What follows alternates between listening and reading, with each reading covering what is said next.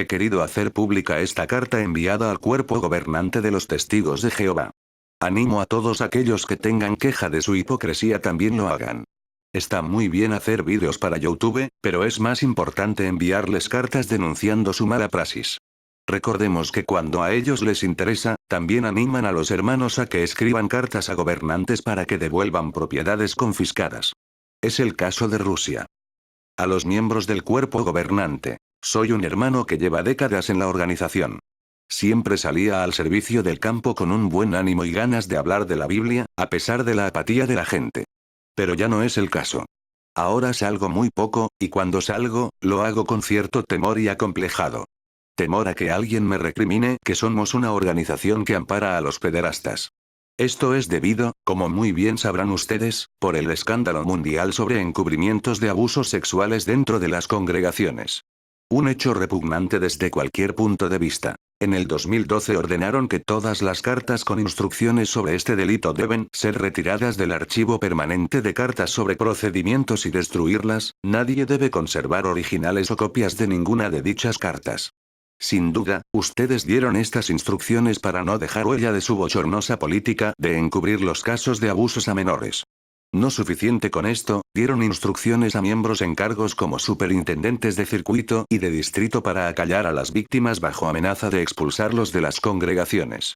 La hermana Bárbara Anderson fue expulsada de la congregación por denunciar públicamente su política de encubrimiento de abusos a menores. Este asunto me animó a investigar sobre en qué organización me encontraba. Tras mi investigación fui descubriendo asuntos turbios. Asuntos que demuestran que ustedes no sé muy bien lo que son, pero sí sé lo que no son. Ustedes no son honrados. No saben manejar la palabra de Dios. 2 Timoteo 2, 15. Mienten descaradamente. Colosenses 3, 9. Manipulan a los hermanos para que donen dinero diciendo que es para la obra del reino, pero solo es para sustentar su vida lujosa que se dan en las instalaciones a costa del dinero que donan los hermanos. Voy a poner unos ejemplos de su falta de honradez.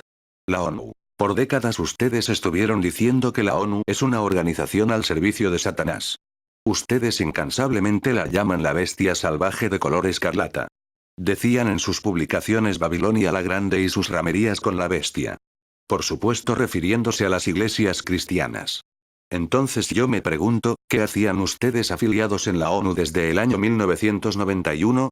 Casualmente y para reunir los requisitos que ordenaba la ONU, ustedes escribieron artículos en sus revistas elogiando la buena labor de la ONU. El preámbulo de la Carta de las Naciones Unidas pone de manifiesto estas nobles metas. Nosotros, los pueblos de las Naciones Unidas, determinados a salvar a las generaciones futuras del azote de la guerra, que ha provocado indecible dolor a la humanidad en 2 ocasiones durante nuestra vida, y deseando unir nuestras fuerzas para mantener la paz y seguridad internacionales, hemos resuelto combinar nuestros esfuerzos para conseguir estas metas, aunque ha tratado sinceramente de ser una vía mucho mejor que la Sociedad de Naciones. Los testigos de Jehová creen firmemente que las Naciones Unidas van a desempeñar un papel importante en los acontecimientos mundiales en un futuro muy cercano.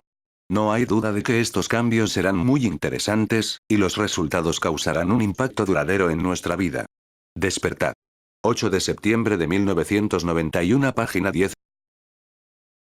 En 1991 dicha organización solicitó afiliación con el DPI y le fue concedida en 1992. Al aceptar la afiliación con el DPI, la organización aceptó cumplir con ciertos requisitos de afiliación, las cuales incluyen apoyar y respetar los principios del Acta Constitutiva de las Naciones Unidas y el compromiso y los medios para llevar a cabo programas eficaces de información con los votantes y para una audiencia más amplia acerca de las actividades de la ONU. Cuando un periódico de Guardian.com denunció públicamente su hipocresía 8 de octubre del 2001, ustedes se dieron de baja a toda prisa. Tras lo cual y como siempre, mienten para desviar el asunto. Según sus explicaciones tras ser desenmascarados, aluden a que solicitaron su afiliación para poder tener acceso a la biblioteca. Mentira. Si no tuvieran nada que temer, ¿por qué se salieron casualmente tras el artículo publicado por The Guardian? En octubre de 2001, la Sociedad Watchtower de Nueva York pidió que se terminara su afiliación con el DPI. Después de esta petición, el DP primero ha tomado la decisión de desasociar la Sociedad Watchtower de Nueva York a partir del 9 de octubre de 2001. ¿Fue censurado algún hermano del cuerpo gobernante por haberse afiliado a la ONU? ¿Es posible que ustedes tengan dos varas de medir? Segundo Crónicas 19:7. Jimmy Lee Swaggart. Este personaje fue un predicador pentecostal estadounidense y uno de los pioneros del televangelismo. En el año 1980, el estado de California informó a los ministerios de Jimmy Swaggart que debían pagar impuestos por los libros y casetes vendidos en ese estado desde 1974. Swaggart pagó la cantidad de $183,000 de impuestos, pero entabla una demanda para obtener la devolución de ese dinero. El caso llegó hasta la Corte Suprema. El 22 de junio de 1989, la sociedad Watchtower entabla una petición amicus curiae, amigo de la Corte. Esto significa que la sociedad tenía un interés común con los ministerios de Jimmy Swaggart, y decide juntarse en la demanda, ante la Corte Suprema en el caso de Jimmy Swaggart. También lo hacen otros grupos religiosos como el Concilio Nacional de Iglesias y la Sociedad por la Conciencia Krishna. El 17 de enero de 1990, la Corte Suprema de los Estados Unidos falla en contra de los ministerios de Jimmy Swaggart, declarando que debe pagarse el impuesto sobre las ventas. El 9 de febrero de 1990, la sociedad Watchtower escribe una carta a todas las congregaciones anunciando que se suspendía la venta de literatura en los salones del reino, y que no se fijaría precio alguno en su distribución de puerta a puerta. Esta carta se lee el 25 de febrero de 1990 en la reunión dominical de los testigos en todos los Estados Unidos. Pero ustedes nuevamente mienten a las congregaciones. Enviaron cartas manipulando los asuntos como es su costumbre. Lo que se les dijo a los testigos de Jehová mediante una carta leída a todas las congregaciones con fecha del 25 de febrero de 1990 fue: por medio de adoptar un método de distribución de literatura basado completamente en donaciones, el pueblo de Jehová se encuentra en posición de simplificar de gran manera nuestro trabajo de educación bíblica, y separarnos de aquellos que comercializan la religión. La verdadera razón no estaba escrita en la carta que el cuerpo gobernante mandó a leer en las congregaciones. La verdadera razón fue, que en el 1980 el estado de California informó a los ministerios de Jimmy Swaggart que debían pagar impuestos por los libros y casetes vendidos en ese estado desde 1974. Nuevamente el cuerpo gobernante se prostituye con las cosas de este mundo, es decir, el dinero. Hicieron alianzas con otras religiones cuyos intereses se fundamentan en la recogida de dinero de sus feligreses. Hipócritamente dicen en sus revistas que no son como las demás religiones. Además, ocultaron deliberadamente la verdad a las congregaciones acerca de cuál fue el motivo que llevó a los cambios ya mencionados. Primera carta a Timoteo 6:10. ¿Fue censurado algún miembro del cuerpo gobernante por haber hecho comunión de religiones y prostitución espiritual al apoyar a un telepredicador evangelista que no quería pagar impuestos? ¿Es posible que ustedes tengan dos varas de medir? Segundo Crónicas 19:7. 1914. Otra vil mentira la encontramos en la generación de 1914. Como tantas cosas, han ocultado su origen y siguen mintiendo sobre 1914.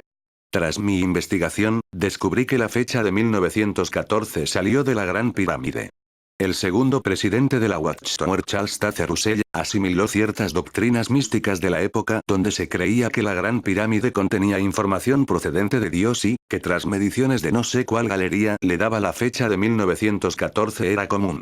Este hecho es innegable, pues las publicaciones de la época así lo atestiguan como un hecho incontrovertible. El tercer presidente de la Watchtower, el juez Rutherford, se refirió a los escritos de Russell como inspirados del diablo y eliminó las pirámides de sus escritos.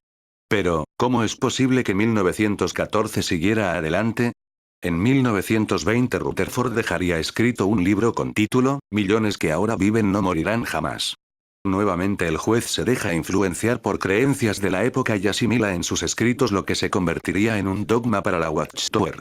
En esta publicación se aborda sobre el libro de Daniel capítulo 4, donde se narra el sueño de Nabucodonosor y los 7 tiempos.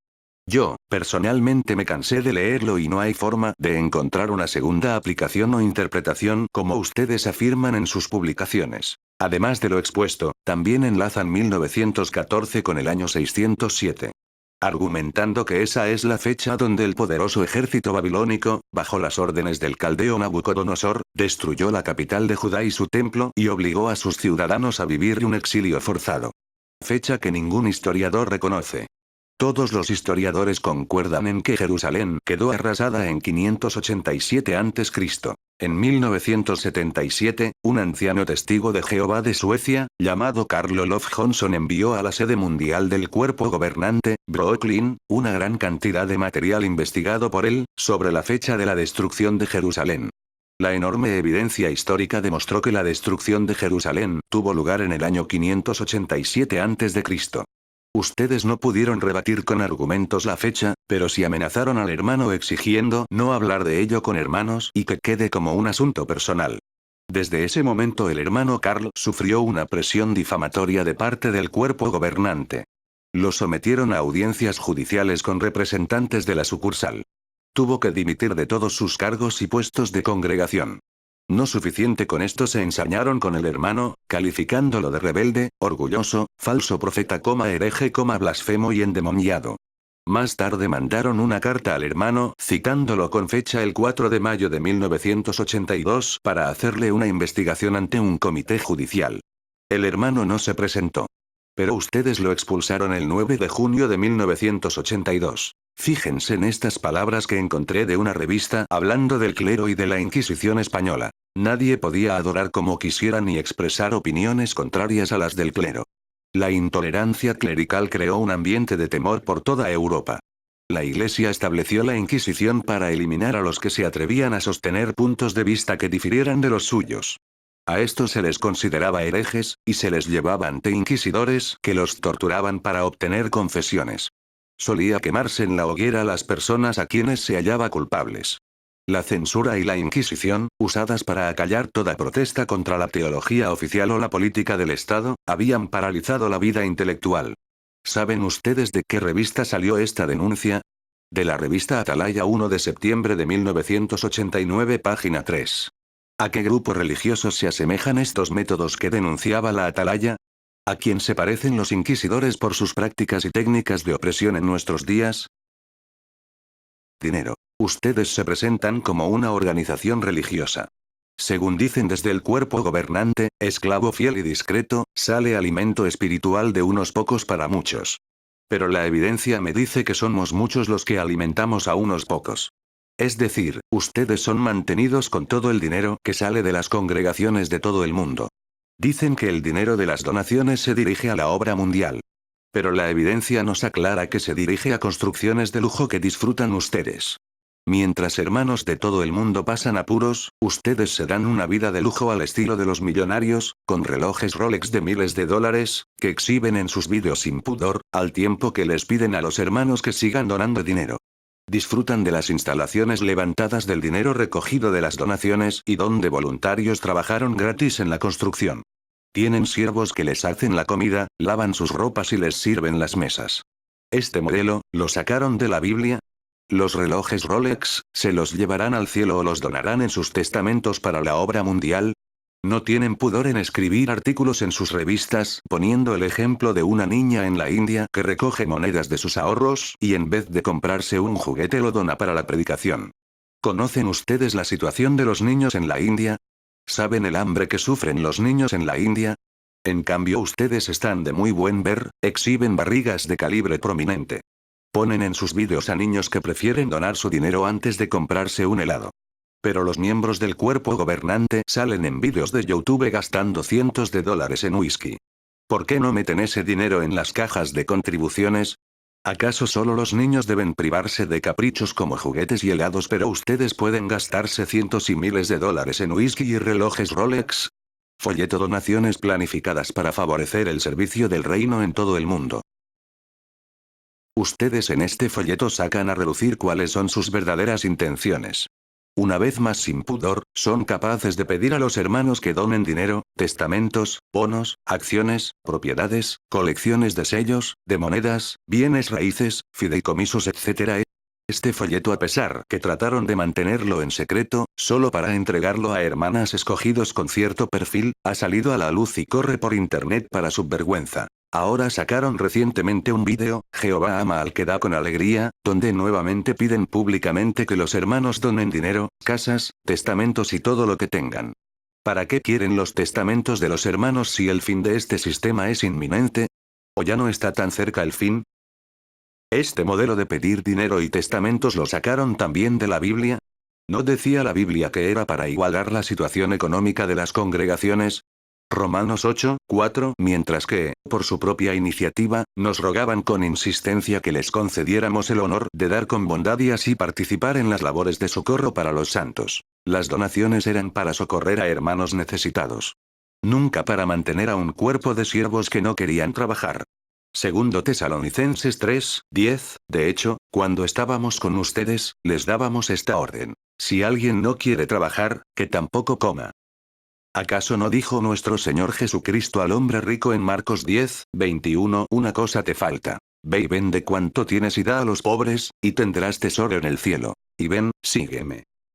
Ustedes se han hecho ricos. Muy ricos. Poseen miles de propiedades a lo largo de todo el mundo como hoteles de lujo como el Bosset, apartamentos de lujo Rivercrest de 250 unidades comprado con dinero de las donaciones por valor de $75 millones. Docenas de edificios en Brooklyn que nada tiene que ver con el reino. Poseen bonos, fideicomisos como Henrietta M. Riley, acciones, cuentas secretas multimillonarias en JP Morgan. Ahora se han hecho construir en Warwick un castillo de marfil. Una fortaleza aislada del mundo, al lado de un lago precioso con bosque de ensueño. Ahí viven, lejos de los hermanos y de sus problemas. Tienen siervos que le lavan la ropa, les hacen la comida y les sirven las mesas. Todo con dinero procedente de las donaciones que ustedes dicen que son para los intereses del reino. Han pasado de ser el esclavo fiel y discreto a autonombrarse cuerpo gobernante. ¿Cómo se puede pasar de esclavo a gobernante? ¿Acaso ustedes o no se consideran gobernantes y ven a los hermanos como sus súbditos? Manipulación y engaño. Se dice que se pilla antes a un mentiroso que a un cojo. Para que no te atrapen en las mentiras, no se debe dejar rastro de ella. Pero ustedes han dejado tantos rastros en sus publicaciones que es difícil no ver sus mentiras y contradicciones. Beth-Sharim. La información oficial en sus publicaciones recientes reza de esta manera. Los años 20, como parte de un tratamiento médico, fue a San Diego, California, y el médico lo instó a pasar allí tanto tiempo como le fuera posible. Desde 1929 en adelante, pasó los inviernos trabajando en una casa de San Diego a la que había dado el nombre de Beth-Sharim. Aquella casa se edificó con las contribuciones dadas para ese propósito. El título de propiedad, que se publicó en su totalidad en la revista The Golden Age del 19 de marzo de 1930, transfería esta propiedad a J.F. Rutherford y después a la sociedad Watchtower. Pero, ¿qué decían las publicaciones de la época sobre su edificación? Millones que ahora viven no morirán jamás, también editado por la Watchtower. Por lo tanto podemos esperar confiadamente que el año 1925 marque el retorno de Abraham, Isaac, Jacob, y los fieles profetas de la antigüedad, particularmente aquellos mencionados por el apóstol en Hebreos capítulo 11, a la condición de la perfección humana. Fue edificada en 1930, y llamada Beth-Sharim, que significa, Casa de los Príncipes. Ahora se mantiene en custodia para que la ocupen aquellos príncipes a su vuelta. Es de esperarse que estos fieles hombres de la antigüedad vengan de la tumba de un momento a otro. Las escrituras dan fundada razón para creer que esto ocurrirá. ¿Cómo es posible que la información cambie tanto en sus publicaciones? Quizás, cuando la verdadera historia no les interesa la cambian por otra menos vergonzosa. Carta de Rutherford a Hitler. Lo que dicen sus publicaciones recientes sobre la carta. Cuando el gobierno de la Alemania nazi inició una campaña para detener la actividad de los testigos de Jehová en ese país, se hicieron repetidos esfuerzos para lograr una audiencia con las autoridades alemanas. Pero no se consiguió remediar la situación. Para el verano de 1933 la obra estaba proscrita en la mayor parte de los estados alemanes. Por lo tanto, el 25 de junio de 1933 en una asamblea en Berlín los testigos de Jehová adoptaron una resolución en cuanto a su ministerio y los objetivos de este. Se envió un ejemplar impreso a todos los altos funcionarios del gobierno y se repartieron millones más entre el público. No obstante, en julio de 1933 los tribunales rehusaron conceder una audiencia para obtener remedio judicial. A principios del año siguiente, J.F. Rutherford escribió una carta personal a Adolf Hitler tocante a la situación y se la envió por medio de un mensajero especial. Luego, toda la hermandad mundial entró en acción. El domingo 7 de octubre de 1934, a las 9 de la mañana, se reunieron todos los grupos de testigos de Alemania. Después de orar por la bendición y la guía de Jehová, cada grupo envió a los funcionarios del gobierno alemán una carta en la que expresaban su firme resolución de seguir sirviendo a Jehová. Ahora veremos lo que omitieron. La sede de la sociedad Watchtower en Brooklyn es pro-alemana de una manera ejemplar y lo ha sido durante muchos años. Porque el presidente se negó a usar dos de las revistas publicadas en Estados Unidos bajo su dirección para propaganda de guerra contra Alemania. La conferencia de 5.000 delegados también señaló, como se expresa en la declaración, que los investigadores bíblicos de Alemania están luchando por los mismos objetivos e ideales éticos que el gobierno nacional del Reich alemán proclamó respetando la relación de los humanos con Dios. Por el contrario, refiriéndose a los objetivos y esfuerzos puramente religiosos y no políticos de los investigadores de la Biblia, se puede decir que están totalmente de acuerdo con los objetivos idénticos del gobierno nacional del Reich alemán. Esperamos su amable aprobación, que esperamos recibir pronto, y queremos asegurarle nuestro más alto respeto, honorable señor Reichskanzler. Atentamente. Watchtower Bible and Tract Society Magdeburg Anuario de 1934. Estas dos muestras sirven de ejemplo para demostrar que no son honrados ni honorables. Según les interesa, cambian información, la transgiversan o la omiten. Esta práctica ya la dieron comienzo temprano en sus publicaciones. En 1914 vendrá Armagedón. Cuando pasó 1914 las mismas publicaciones pusieron en 1914 empieza el tiempo del fin. En 1975 terminan los 6.000 años y empezará a gobernar el reinado de 1000 años. Después de la fecha dada y que no se cumplió, dijeron, algunos hermanos decían sobre 1975, culpando a los hermanos de sus errores. ¿Esclavo fiel, o esclavo malvado? En Mateo 24, 48, 51 leemos. Pero, si ese esclavo resulta ser malo y alguna vez dice en su corazón mi amo está tardando y se pone a golpear a sus compañeros y a comer y beber con los borrachos empedernidos, el amo de ese esclavo vendrá un día en que él no lo espera y a una hora que él no sabe, y le dará el peor de los castigos y lo pondrá con los hipócritas. Ahí es donde llorará y apretará los dientes. De las palabras de Jesús es evidente que el esclavo malo es un traidor. ¿Cómo lo muestra? Por medio de golpear a sus coesclavos y mediante el asociarse con los que son despreciables a la vista de Dios, es decir, banqueros y el mundo comercial de Satanás. Él procura causar dolor a sus coesclavos por medio del habla dura y amarga, mediante calumnia, propaganda falsa, mediante aseveraciones para las cuales ninguna prueba se da ni en realidad puede darse. Esto lo hace por medio de palabras tanto habladas como impresas. Pero si ustedes examinaran su corazón honradamente se verían obligados a admitir que por mucho tiempo sus corazones no han sido puros y que ahora el egoísmo, en la forma de orgullo o el deseo de ganancia egoísta, les impulsa ciegamente. El que la ceguera espiritual y el amor a la ganancia propia van juntos, Jesús lo indica. La lámpara del cuerpo es el ojo. Si tu ojo es sincero, entonces, todo tu cuerpo estará brillante. Pero si tu ojo es malo, todo tu cuerpo estará oscuro. Si en realidad la luz que está en ti es oscuridad, ¿cuán gran oscuridad es esa? Nadie puede ser esclavo de dos amos. Ustedes no pueden ser esclavos de Dios y de las riquezas. Mateo 6, 22, 24. Una forma de golpear a los coesclavos sería la expulsión de hermanos honorables. Ustedes los golpean por el mero hecho de cuestionar algunos principios o ideas de la Watchtower que no están apoyadas por las Escrituras. Persiguen a estos hermanos y los tratan como si fueran criminales, llevándolos a comités donde no pueden defenderse ni argumentar, pues esos juicios ya están sentenciados de antemano. Se puede apreciar en vídeos de YouTube grabados. Imponen el temor a los hermanos para que jamás cuestionen nada, como si ustedes fueran el mismo Jehová o su palabra.